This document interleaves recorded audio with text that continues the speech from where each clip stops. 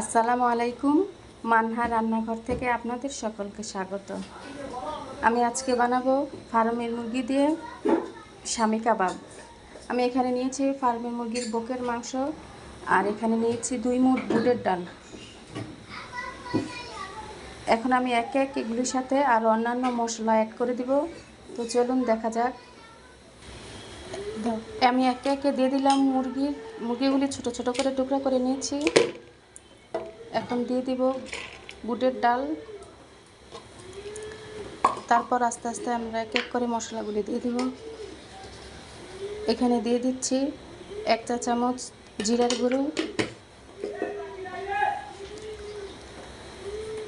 দিয়ে দিচ্ছি 1 চা চামচ আদা রসুন পেস্ট, 1 চামচ মরিচের গুঁড়া, 1 চামচ হলুদের গুঁড়া, দিয়ে দিব পরিমাণ মতো লবণ, দিয়ে দিলাম পরিমাণ মতো তেল,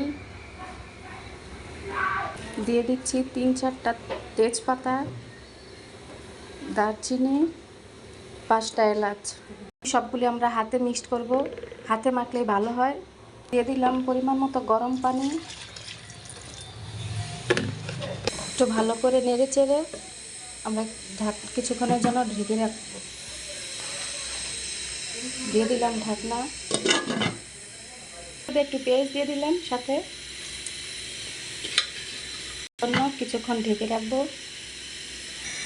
দেখুন গোশটা হয়ে গেছে, একটু মাখা মাখা হয়ে গেছে,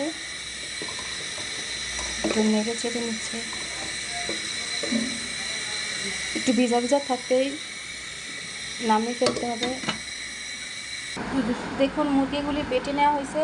এখন উপরে টোস্ট বিস্কুট ভালো করে একটু পিষে নিয়েছি। সাথে দিয়ে দিব 2টা ডিম, দিয়ে দিলাম 2টা ডিম। এখন সবগুলিকে একসাথে আমরা মেখে নিব ভালো করে। দেখুন আমরা সব একসাথে মেখে নিয়েছি।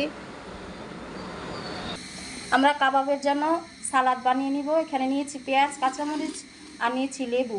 সবগুলি একসাথে মেখে একটা সালাদ তৈরি করব। প্রথমে এরকম করে হাতে গোল গোল করে নিতে হবে।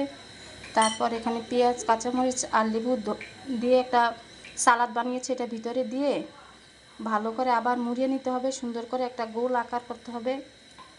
এই দেখুন কত সুন্দর একটা কাবাব তৈরি হয়ে গেছে। দেখুন একটা প্যান বসিয়ে নিচ্ছি। এখন আমি তেল দিয়ে দিচ্ছি পরিমাণ মতো। এখানে সয়াবিন তেল দিয়েছি ভাজার জন্য। সয়াবিন তেলটাই বেস্ট। এখন আমরা একে একে সবগুলি কাবাব দিয়ে দিচ্ছি। তো দেখুন তৈরি হয়ে গেল মুরগি দিয়ে শামি কাবাব।